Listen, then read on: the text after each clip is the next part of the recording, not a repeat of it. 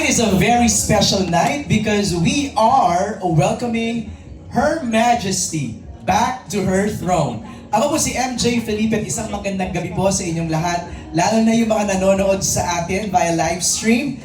This is the Majesty Media Conference and we are celebrating the return of one of the industry's most respected actresses. Pero bago yan mga kapamilya, like I said, we are coming to you live mula po dito sa ELJ building, sa ABS-CBN compound, and we are streaming live sa Dreamscape Entertainment, ABS-CBN Entertainment, ABS-CBN PR, I1 and TFC Facebook pages, as well as the ABS-CBN Entertainment YouTube channel. So kung nasang bahagi man po kayo ng mundo, nandito sa Pilipinas or abroad, thanks for tuning in. And please don't forget to use our official hashtag the Majesty Media Conference. And gamitin nyo na rin po yung hashtag someone someday. And to our friends from the media, hello. Napaka-intimate, no? Ilan lang tayo? Parang very few, no? Oh, thank you all for coming. And mamaya, babasahin natin yung mga questions nila for our queen. Because tonight is more than just a media conference. It's a celebration of a remarkable artist whose talent, versatility, and unwavering passion have earned her the admiration of audiences through the years. Alam nyo, I'm sure marami sa inyo ang nakakaalala sa mga iconic characters na ginawa niya sa telebisyon at mukhang dadagdag itong kanyang role bilang si Abby dito sa Someone Someday. And we will talk about her much-awaited return sa primetime television. What drew her to this project? Ano ba ang nagpa-oo sa kanya? What audiences can expect from her? And the exciting new chapter she's about to share with us. Before I call her in, panoorin po muna natin to. Please join me, and may I request for everybody to rise for Her Majesty, Maha Salvador!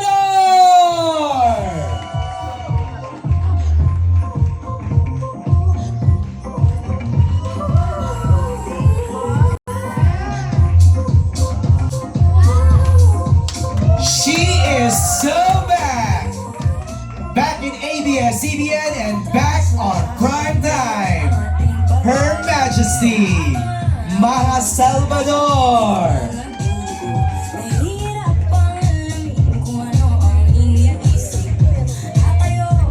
I'll give you a few seconds to pose for photos para meron na kaagad na ma-upload ang ating mga kasama ngayong gabi.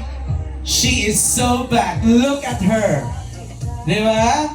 Pasabog. Gusto nyo ng pasabog?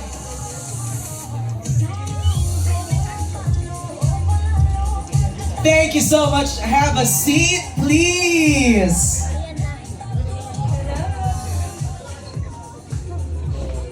Mach, bumati ka muna. Hello, kapamilya! Yes! Hello po, good evening po sa inyong lahat at sa ating mga minamahal na mga press na talaga naman, since nag-umpisa po ako, ayan, nandito pa rin kayo. At maraming salamat po dahil nandito kayo para suportahan ang aming new show na Someone Someday. How does it feel to say that again? Hello, kapamilya. Tulad nga ng sinabi ko, nasabi ko na to sa'yo kanina, alam kong I'm home na ulit. Yes. Iba kasi talaga yung pag kung saan ka nag-umpisa at dun mo nabuo yung mga pangarap mo. So, ayun. So, salamat ka, pamilya. Yes! At hindi lang yun. You're back on prime time. Diba? Yes. Pasabog ang Someone Someday. What made you say yes to this? I know there's so many reasons, Maj. Pero ano yung top of the list? Sabi mo nga, many reasons, MJ, isa na dyan yung gusto ko makatrabaho si Catherine, and of course, James. Pero, yung character na binigay sa akin ng Dreamscape family ko, ito yung character na hindi mo matatanggihan. Sabi nga ni Direk Eric, kailangan ng may pivotal character. dito sa serye na Someone Someday. So sabi ko kay Direk, pivotal. Char. So nagtawanan muna kami and then, yun. After nun, nung nag-yes ako, nag-pitch sila. Imagine, walang script, MJ. Right. Walang script, but I said yes. Wow. Kasi nung present nila sa akin, eto yung, ayoko kasi gumawa ng teleserye na masabing comeback. Yung ganon. Okay. So maliban sa may Catherine Bernardo tayo, binigyan ako ng Dreamscape family ko ng isang napakagandang role na hindi ko dapat talaga tanggihan. We saw the vlog. You're portraying the role of Abby. Without spoiling, sino ba si Abby? Si Abby, masasabi ko siya na ata yung pinaka-layered na character na ginampanan ko. Si Abby ay isang fan, isang tao na maraming pinagdadaanan at ipaglalaban ang kanyang pamilya, pero hanggang saan siya dadalhin ng love. Hanggang saan siya dadalhin ng love, yung hanggang saan siya masasaktan, magre-revenge ba siya? Pero ang revenge is temporary satisfaction lang yun. May iba siyang gusto. At yan At yun ang abangan niyo. Yun ang nga. Pero alam mo, nakaka-intriga yung role mo. Tingin mo pa lang. You're a fan? You're a stalker? Tama ba? Ano ba to? Doon muna tayo, I'm a fan. Oo. Pag fan ka, yung lahat gagawin mo para Right. sa... Kasi mahal mo yung iniidolo mo eh, di ba? Oo. Yan. Okay, para lang malatag natin ng maayos. Madge, ilang taon ka na sa industriya? Kung hindi po ako nagkakamali, 23 years. Wow. Yes. 2003. Correct. Ako nag-start, yes. It might be you. Oo. Tama yung binasa ko sa spills kanina. You are one of the most respected actresses dito sa industriya. Trabaho bang matindi yun? The past 23 years. Masasabi kong dahan-dahan Ay, kanta by ka. Maha Salvador. Oo nga. Hindi madali, pero gusto ko kung paano ako nag-umpisa at kung nasan po ako ngayon. Yung sa iba kasi parang ibinigay, yung superstar agad, yung Okay. bida ka kaagad, yung ganon. Ako mahaba yung proseso, mahaba yung progress. Pero masaya ako kung nasaan ako. Kasi habang taon-taon, may natututunan ako bilang isang artista, bilang isang tao. Hindi ka nainip? Hindi.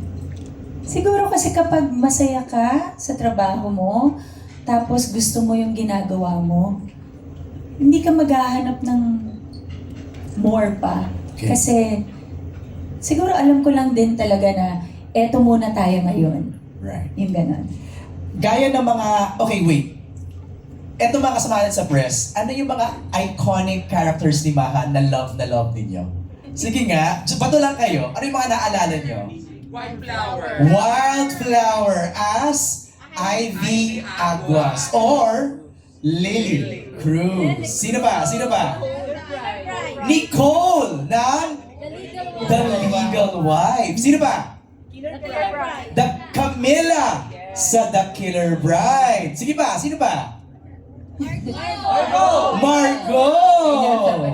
Diba? At si SPO1 Glenn ng Ang Probinsyano. Yes. Alam nila, top of mind. Naiisip nila kaagad. Dito ba, si Abby, ganun din. Yung character niya, yung binuhos mo dito, tatatak sa amin. Na parang kahit natutulog na kami sa gabi, maiisip ka pa rin namin. Sabi ko nga, MJ, ito na yung very layered yung character na Abby. Masasaktan siya, kaya makakasakit siya. Tapos, may rason kung bakit. Mahihirapan kayong hindi siya mahalin. At may inis kayo sa sarili niyo, bakit niyo parang gusto siyang mahalin. Kahit na mali yung ginagawa niya. Grabe. Walang script yan, ha? Gusto ko yung line mo na nasaktan siya, kaya siya mananakit. Grabe. Grabe. We're just getting started. Yes. We have some questions here from our friends from the press. Babasahin ko na sila. Are you ready? Yes. Direct, sabihan niyo lang ako kung too much yung mga naisasabi natin. Pandilatan niyo lang ako ng mata kasi Direct Eric Salud is here! Yes. Ang tagal Our ko team naging from director. Dreamscape Entertainment also are all here. And yung mga fans na nandito, thank you guys. Asaan? Yung support na yan. Sila Sheila, mga Team Bahay Universe. Oy, grabe. Thanks for coming and thanks for joining us sa ating The Majesty. Oy, title mo, The Majesty. The Majesty! Ano masasabi mo? Sabi ko nga sa'yo, ayoko ng mga... Title? Ayoko ng title, ayoko ng... But thank you, salamat po. Maraming salamat sa... Yan, sa mga pagtawag nyo sa akin ng mga ganyan. Pero sabi mo sa akin, may gusto ko lang idagdag, hindi lang siya Majesty. Majesty, bilang mother na, Majesty. Yan! Pamiminahay. I know. Okay, let's begin our questions from Carl June Canonoy of Kapatid Insider. Welcome back sa ABS-CBN. Ano yung nag-convince sa'yo na magbalik teleserye? I already asked you this and you mentioned, Catherine, siguro baka you can name the second reason bakit ka umuo. Kasi, ABS-CBN show. Kapag gumawa ang ABS-CBN, alam mong isang magandang show. And, i-share ko lang, kahapon, no idea ko na maglalabas ng teaser vlog. Yung ng character ko, ng character vlog. So, I thought today, because ito ang promo day natin, di ba? And then, nag-scroll lang ako habang nagre-ready kami ng glam team ko kasi meron akong event yesterday. And then, biglang habang nag-scroll ako, lumabas yung teaser. Sabi ko, uy! Tapos sabi ng makeup artist ko at saka hairstylist, speaker natin, Ma'am Shi. So, nag-speaker and all, nanood kami. And then after, umiyak ako. Naiyak ako. Totoo ba? Iba lang siguro pag, ang dami kong nagagawang shows, but iba lang yung puso ko pag sa ABS. Like, feeling ko, again, kahit anong role pa yan, alam kong hindi ako papabayaan ng Dreamscape family, ng ABS-CBN. So, yung pagtanggap ko dito sa role na to, masasabi kong hindi ko siya i-regret. Na talagang tama na tinanggap ko talaga. Binuhos mo 100%. 1,000. Ay, ayaw pakabog talaga. 1,000%. Yes. Galing. What an emotional moment, no? Watching Yeah. that. Second question ni Carl Jun is, believe ang lahat sa mga past characters mo sa Wildflower at The Killer Bride.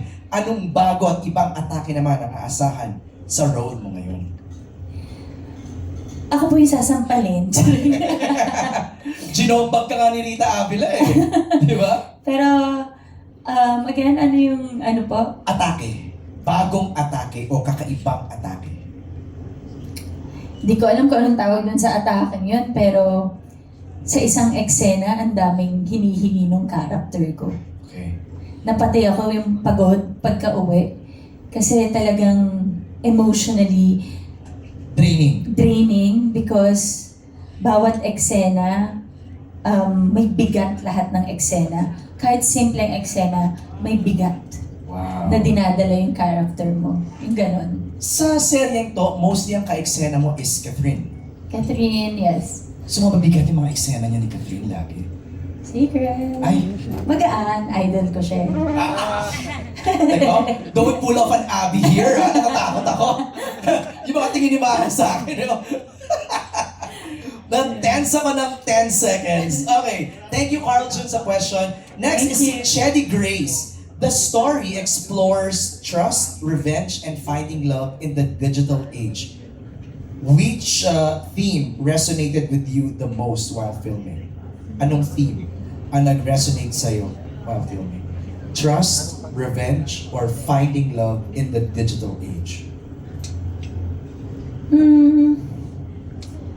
Parang walang digital age naman yung dun sa I mean, Oo. yung busy kasi masyado si Abby eh. Pero kung may pagpipilian ako doon, siguro finding love, hindi sa Not necessarily digital. Oo, pero sa isang importanteng tao.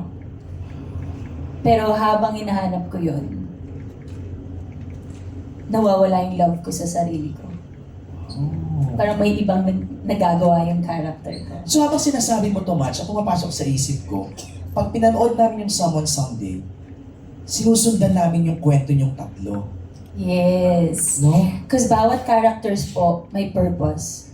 Okay. Yes. Hanggang sa mag-intersect kayo. Yes. Wow. Okay. Second question niya. Many viewers know you for portraying strong women. How is your character in Someone Someday similar or different from the roles you previously played? I believe masasabi natin about women empowerment din ang serye na ito. Okay. Siyempre, umpisa kailangan, di ba? May mga pagdadaanan muna kami.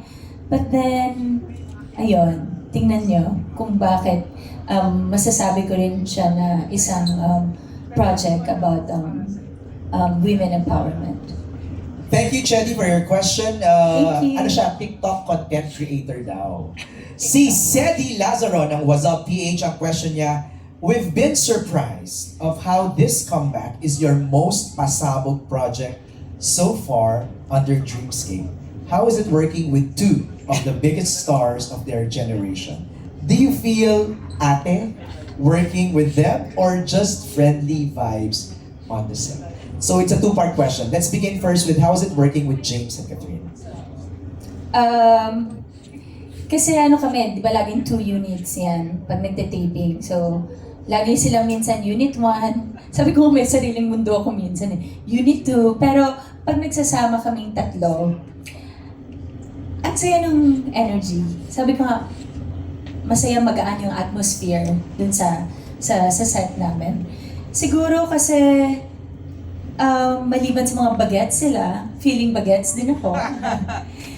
Nakakatuwa na makasama sila dahil alam mong gutom din sila dahil comeback teleserye din nila, si Catherine, and then James after 10 years, di ba, balik teleserye din siya.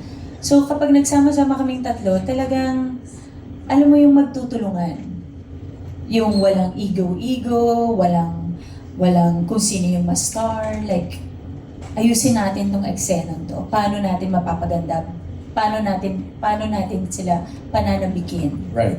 Yan. Pero is it true na hindi kayo magkasama ni Catherine sa 10? Oo, kasi nga, pag magkasama po kami sa tent, wala po tayong matatapos na eksena. Dahil bilang mag-ate sa sa totoong buhay, hindi kami natatapos magkwentuhan. Right. Wala Kasi, ang hirap ng mga scenes namin, and then biglang, di ba, magchichikahan, tapos biglang kailangan in character kami pagdating sa set. So, umpisa pa lang, pagdating pa lang sa location, separate na kagad yung... silang dalawa, magkasama sila. Kasi best friends yung role nila di ba? Hindi, nagkakahiyaan. Yun Oo. lang. Okay. Yung second part ng question niya, do you feel like an ate? Yes. But, pag may mga eksena kami, feeling ko, alam mo yung parang nahihiya sila na ako sabihin ko, hindi ako si Ate Madge. Kalimutan mo, hindi ako si Ate Madge. May ganun ako. Parang, kasi ang hirap, di nila mabitawan na ate Okay, eh. nakita niyo naman po yung, nasa teaser naman, meron yung sampal, may sapak. Ayaw ni Catherine. Ay, totoo? Takot siya. Ayaw niya. Sabi ko, no, kailangan mong gawin. Gawin mo na para tapos na. Right. Hindi ako si Ate Madge. Okay. Catherine, hindi ako. So, tinatawag ko siya, Billy, hindi ako si Ate Ma. Hindi ako si Ate Ma. Ginawa. Yeah. Masakit. Ha? Masakit. Sarap. Shut up! Sarap. Shut up! Okay. Hindi, but ang sarap makita na talagang game siya after at ibibigay niya yung eksena. Saka na-pull off niyo yung scene. Yes. Tapos ng maayos, di ba? Yes. Thank you sa question na yun from WhatsApp PH. Mula kay Alan Sancon, ang simple lang ng question niya, no? Kamusta ang pagbabalik ABS-CBN mo at pagbabalik teleserye mo? Siguro magandang i-contextualize dito is this. You were gone because for personal reasons. Naging mommy ka na, nagpakasal ka. Nagkaroon ba ng difficulty adjusting again to work life? Medyo nangangaba ulit. How was it? Oo. Pero andun yung excited ulit ako mag-work. Kasi parang after giving birth, ito po yung yung first show na gagawin ko na teleserye. So nandun yung ang tagal kong walang serye. Nagpakanalay lang ako. Paano to? Paano?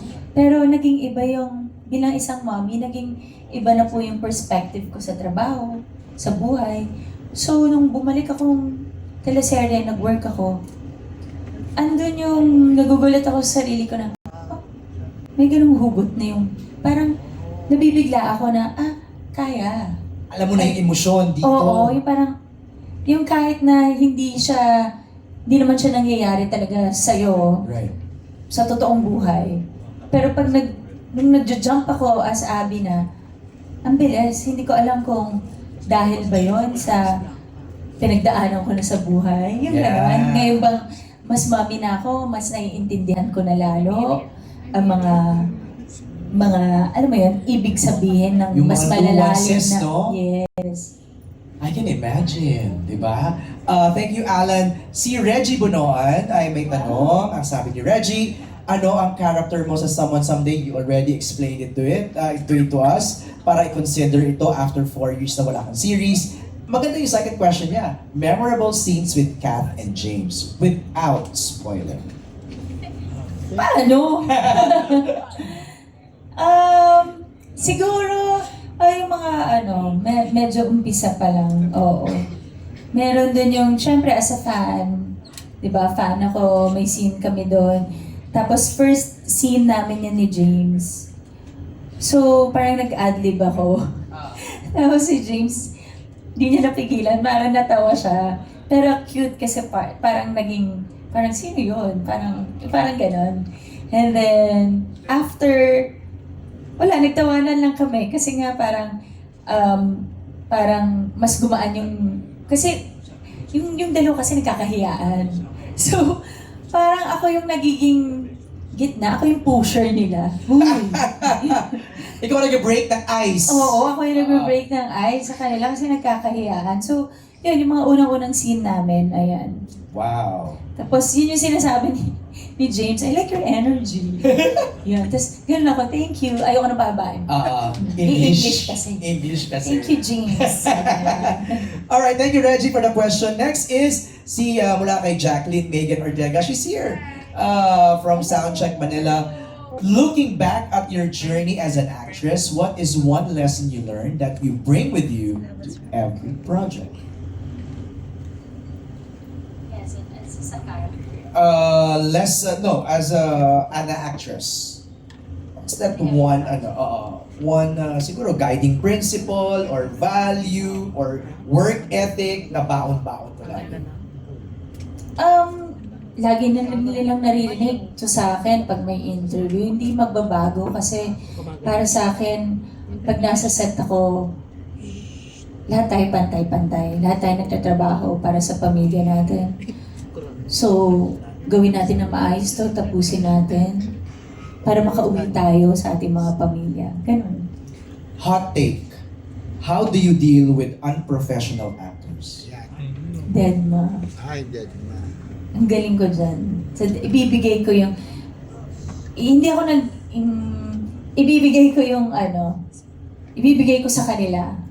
Kunwari, kung may attitude or ibibigay ko yung palang, hindi ko alam, because hindi ko alam kung ano pinagdadaanan mo. You have your reasons. And I respect that. Hindi kita i-judge. Okay, pero yun, hindi ako papatol. Kasi hindi ko alam kung ano yung pinagdadaanan niya. But, pag take tayo, take tayo. Ganun. Have you experienced working with unprofessional actors? Hindi naman natin may iwasan, pero nandun yung kung paano mo, ano ba yun? Kung papatulan mo or hindi. How do you deal with it, no? Parang Wala, oo. Kaya ako parang, wala. In fairness naman sa akin, wala pa ako yung hindi nakasundo na nakatrabaho ko na. Nakatrabaho. Oo. No, the reason why I asked that is because pag sisilipin niyo po kasi yung body of work ni Maha, grabe na yung she's 23 years in the business. Most of Alam ko, us 23 years old. hindi naman. Sige na nga. Sige na nga. Most of us here na subaybayan po yung trabaho ni Maha behind the camera. Nakita namin yun how professional she was through all the projects. That's why you became successful. Kasi kung hindi ka professional, Maha, hindi ka kukunin ulit ngayon. Thank you po. Diba? Ganun lang po yun. That's why I asked that. Kasi we don't know who's watching right now. Baka merong mga young aspiring actors na nanonood sa atin ngayon and they want to learn from you. So, I'm sure sana po meron kayong napulot kay Maha. Ang second question ni Jacqueline is, how would you describe your character in Someone Someday and what parts of her journey did you find most challenging to portray without spoiling? Ang hirap lagi I know. nung without I'm so sorry. spoiling. Nagdi-disclaimer ako kasi baka madalas ka eh.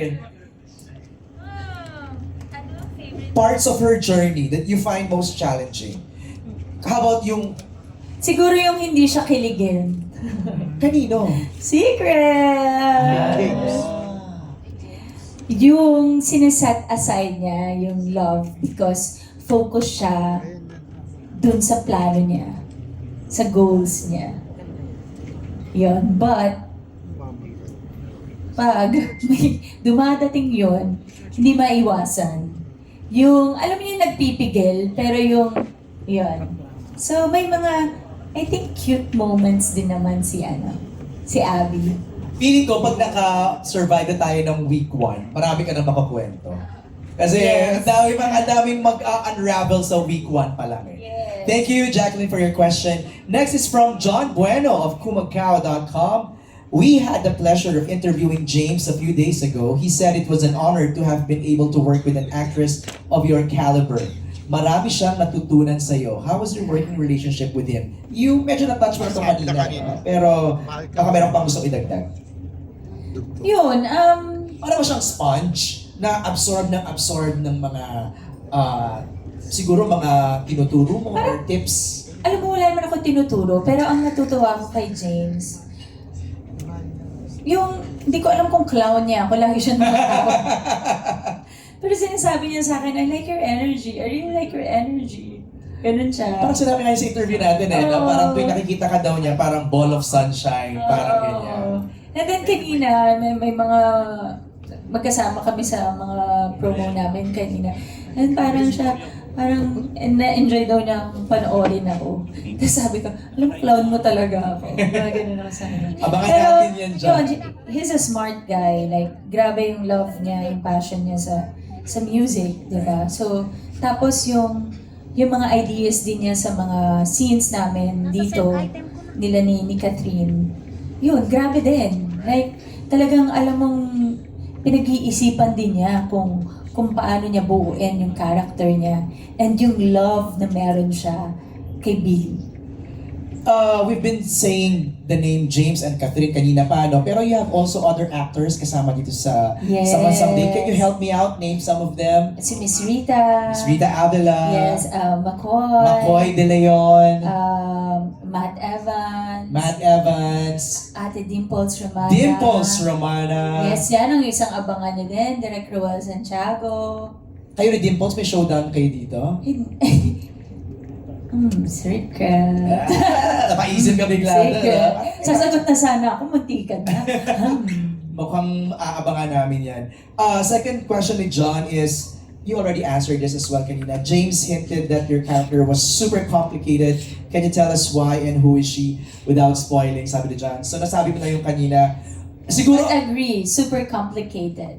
Unpredictable. Ano mas pa ba? complicated pa sa mga the Ivy Aguas of this world. She's super complicated. Okay. But,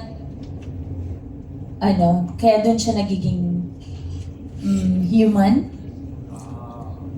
Kasi complicated siya, pero relatable din siya. May pinag ka na tao dito? Pero parang ito. Halo-halo sila. Ah, talaga? Kasi doon parang sa pagiging stalker fan, parang, paano kaya niya to ina? Hindi naman ganun yung mga fans ko. I love them. Okay. Kasi ganyan, wala naman. Mula kay Trisha Matias of Metro, do you think the audience will see your character as a villain or just someone fighting for what she believes is right? Parang nasagot ko na din kanina. Ayoko siyang tawagin o i-label na villain or kahit hero kasi nga ano lang siya isang tao lang siya na isang tao lang siya na nasaktan, may pinagdadaanan, na may gusto lang naman niyang makuha yung gusto niya makuha o maibalik kung ano yung dapat sa kanya. Pero sa journey nga niya, hindi ganun kadali. So, makakasakit siya, pero alam niya na kahit manakit siya, hindi niya, alam mo yun, temporary lang yun. Hindi yun yung, hindi pananakit ang dapat niyang gawin. So, yun. Hindi ko, ang hirap niyang, kasi ma-spoil talaga. Correct. So, ang hirap kasi hindi talaga siya yung typical na, yung kontrabida, yung ganon. Sige, sabihin natin, sige, kontrabida si Ma. Pero, Along the way, mamahalin niyo yung kontrabida. Oh! I think. Alright. Kaya may inis kayo sa sarili niyo. Related dyan yung next question ni Trisha. Has your role in Someone Someday changed the way you view good and bad characters sa mga kwento? Ako kasi hindi mag-work ang isang show kapag walang bad guy or walang good guy.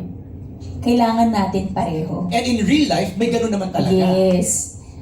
At yun yung sinasabi ko na kailangan mong pagdaanan ang mga kailangan pagdaanan, kailangan mangyari ang mga sitwasyon para ma-realize mo kung tama ka o mali ka sa buhay. At kung mangyayari man yun, make sure na sa susunod, alam mo na ang tamang sagot. Before I ask you to invite everybody, kasi marami tayong platforms kung saan ipapalabas ang Someone Someday, I have this one last question, Madge. When we are promoting projects or something like this, you know, we put our best foot forward. Panoorin niyo to! Maganda to! This is worth watching. But I ask you right now, heart to heart, why is it important for us to watch Someone Someday? And why is it worth our time gabi-gabi? Kasi ito ang unang pagsasama namin ni Catherine at ni James. Diba? Comeback teleserye ni Catherine, comeback teleserye ni James at ako po. Bakit dapat yung panoorin? Dahil sobrang relatable yung story. Ang tagal na atang hindi nakagawa ng ganitong konsepto ng ABS. So, it's a modern, progressive, feel-good teleserye siya. Alam niyo yung kikiligin kayo, tapos mamaya maiinis kayo, tapos tatawa, tapos iiyak. Minsan, alam kong matagal nang hindi nakakanood ng mga ganitong teleserye, pero sinasabi ko po sa inyo, ang Someone Someday worth it panoorin, worth it ng oras nyo. Kasi ibinuhos namin ang lahat. Dahil lahat kami gutom umarte. Lahat kami espesyal sa amin ng Someone Someday. Kaya panoorin niyo po yan on July 27. And we missed watching your acting prowess on TV. Thank you. So saan natin ito mapapanood? Madge, go ahead. Of course, sa Kapamilya Channel. First, on July 24 Sa? Netflix. Oh. And on July 25 sa iWant. Okay. And then, sa July 27, lahat mapapanood na, MJ. All TV2, All TV2, TV5, A to Z, Kapamilya Channel, Kapamilya Online Kapamilya Live, Online Live. and I Want. Kasama pa Yeah, yan. nasabi na 27. natin. Ayun. Yes, so, yun, kung gusto nyo mauna, sa Netflix po yan, sa July 24. Yes, and on July 27, 8:45 p.m. po siya. Ayan. There you have it! Thank you. Ha? May question pa? Ako may humahabol pa, Madge. Okay lang ba sa'yo? Yes, let's go. Yeah. Let's do Okay, this. we do have an extra microphone to sa mga gustong magtanong. Sino? Si Don Don ba yan? Si Hi, Alex! Don Don! Asan ka ba? Hi, Kuya Don. Hello. Parang paalis ka na. Hindi, nag-video. Okay. Don Don, ayan yung microphone. Hi, Kuya After ni Don Don, Don. bigyan ito Alex. Pero natanong na kanina, ikaw na si Salve Asis na lang. Ano? Hi, Salve! Kasi naman mahang galing-galing mo eh. Parang, somehow ba, Kuya Don. Gusto mo yung Kuya Don? hindi ba sa sobrang husay mo, na-feel mo na medyo I mean, umaangat yung acting mo, nakakasapaw ba ang kahusayan ni Maha? Dapat bang matakot ang mga artista sa'yo? No. Kay Xena. No. Ay, oo, dami mga sumasagot sa likod. No, again, yung set namin is very collaborative. And my co-actors are very generous. Sobrang generous. Like, kunwari, may mga revelation scenes kami, ibibigay nila. Kunwari, eksena ko. Eto, eksena mo. Eto, tayong lahat to, tulungan. Ganon. And, yun yung maganda sa show namin. Kasi, yun nga yung sinasabi ko yung hindi pinapa-under ko na rin yung ego, o mas sikat ako, o mas ganyan. Andun yung sikat ang captain ng show namin. At sobrang okay siyang leader, captain ng show. Dahil talagang, okay, let's do this, ganyan ate, what do you think if we do this? Direct Chad, Direct Dali, very collaborative, very okay yung atmosphere namin sa set. Kaya walang sapawan. Yun. May kanya-kanya kaming mga eksena. At doon namin... Moments. Yes, may kanya-kanya kaming mga moments.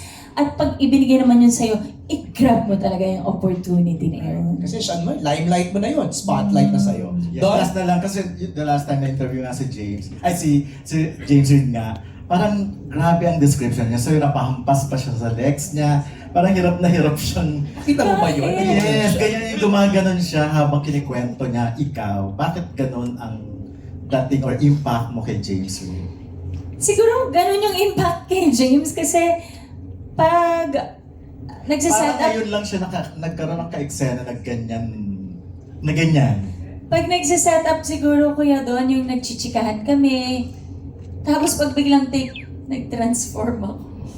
So, ewan ko. So, and then, na-appreciate ko siya kasi after like, parang iyaano niya ako, magbibigay siya ng compliment. Yun talagang, wow, yun. I was blown away with Yung that scene. itatap niya ako, yung parang, oh.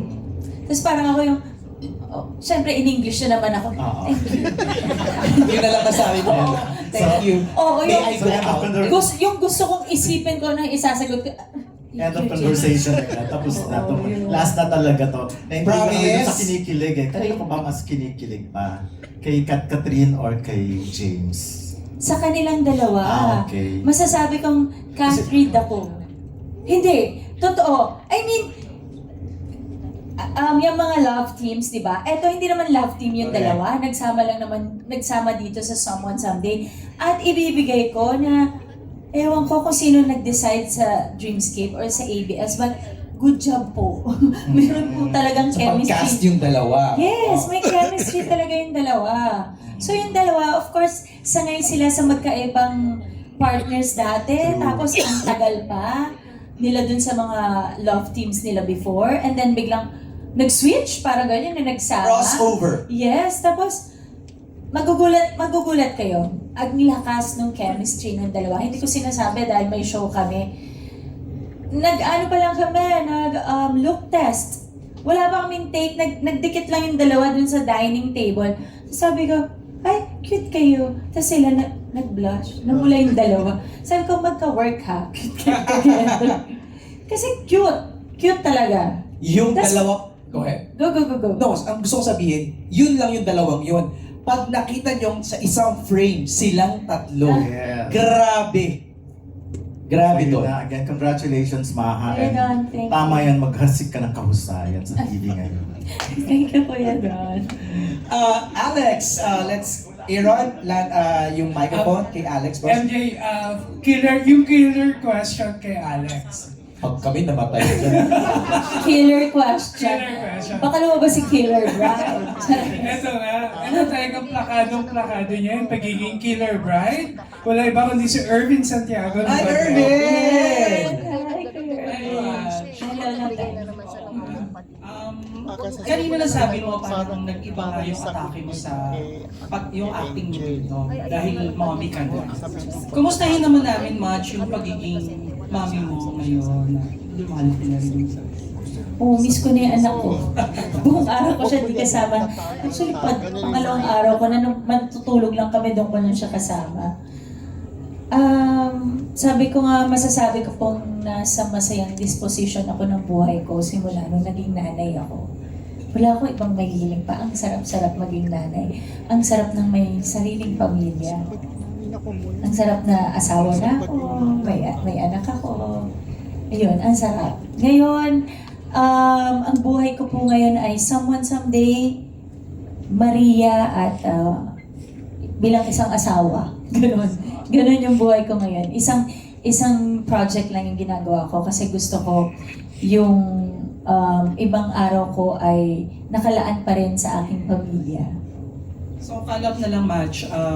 Nagpaplano na ba kayo na sundan o magkaroon ng baby number 2? Baka po next year na. Kasi may someone someday pa. But hopefully, po. Sana. Ibigay ni Lord, di ba? Yes, yes. Okay na. Thank you, Irvin. Thank you. Okay, down to our last question kay Alex. Last two questions. Ay, Diyos ko, Aaron. Gusto na umuwi ni Mara para makasama si Maria. Rob, May humaba lang. Bobby! Bobby Argentina. Hello, good evening. Isa lang. Hello po. Okay, sundan din ang tungkol din sa sundan ng question ko, no? Too early to tell, pero palagay mo masusundan itong Summer Sunday sa ABS, Dreamscape, na project. So, are you considering another Kuya, project? paki-close up sa akin. Ay, taga lang yung project. Diyan ba? Okay. Ganun lang? lang. Very telling, Bobby. But all my projects po now is with ABS-CBN. Wow! Exciting. Bobby, may follow-up? Yun lang. Okay. Thank you. Thank you. May pahabol lang from Alan Policarpio of Inquirer.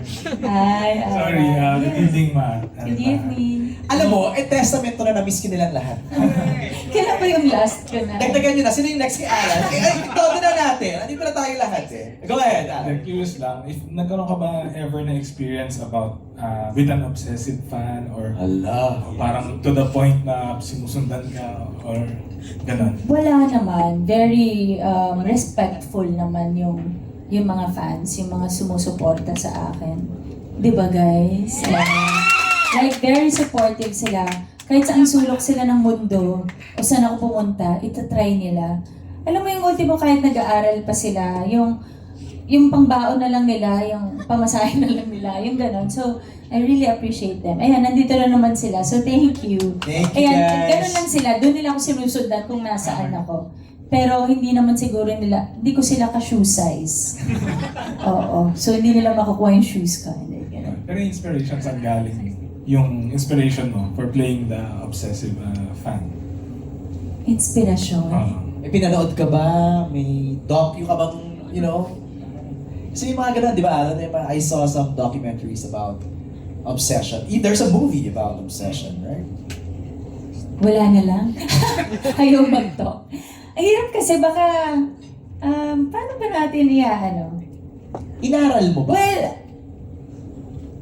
every time may role akong ginagampanan, sa bawat taong nakakasalamuha ko, nakakasama ko, meron at meron kang matututunan or meron at meron kang parang, oh. So, sa bawat role na ginagawa ko, kunwari, oy, si MJ Felipe, medyo ganito siya, di ba? Sige nga, maglagay ako ng konting MJ. May mga ganun ako. So, hindi lang siya sa kung sino yung artista na nakatrabaho ko. Sa bawat, di ba, lagi tayong kung nasaan man, meron kang nakakausap. So, may ganun ako. May a little bit of something. Kumbaga talagang niluto po natin yung role natin, yung character natin. So, yun. Kaya excited. Very, talaga, challenging yung character ko. Yung very, na-challenge ako sa pagganap ng kay Abby. Kaya excited ako na panoorin niyo siya. Dahil iba to sa mga nagawa ko na rin talaga. Thank you, Alan. Thank you, Sino ba? Alan. Ito na. Sure? Ito na yung pek. Pwede ba magdagdag? Ivy Aguas. Walang iba kundi si Alex Brosas. The real Ah, life, yes. Ivy Aguas. I refuse to be called Ivy Aguas because Ivy Aguas belongs to the one and only Ma. Ah, Yes! Thank you. Go ahead, Alex. Eto na. Parang bumuelo pa, parang matindi yan ah. No, very simple na yung question. What did you not learn from your character which made you value the character that you were playing? Please repeat the question. Ano ang hindi ko Natutunan natutunan? sa character mo na nagbigay value sa sa role mo. Ano ang hindi ko natutunan? What did you not learn? Because I am different, kaya I ask different questions. No. Lalim. Ano ang hindi ko natutunan sa character ko na You valued. Basically, you're curious. Na, Na binalyo mo. oo. Siguro ang hindi ko natutunan dun sa character ko na binavalue ko ay yung huwag kang magtanim ng sama ng loob. Ayoko siyang matutunan. Kasi yun ang dapat talagang hindi mangyari. Kasi feeling ko dun tayo magkakasakit. Pag i-stressin mo yung sarili mo sa isang bagay na wala ka naman nang magagawa. Ipaglaban mo kung ano yung nararapat ipaglaban, pero huminto ka rin kapag sobra-sobra na at naabusado ka na. Did I answer it right, Madam Alex? Okay lang. Follow-up question lang. What did you hate most about Abby? Without spoiling.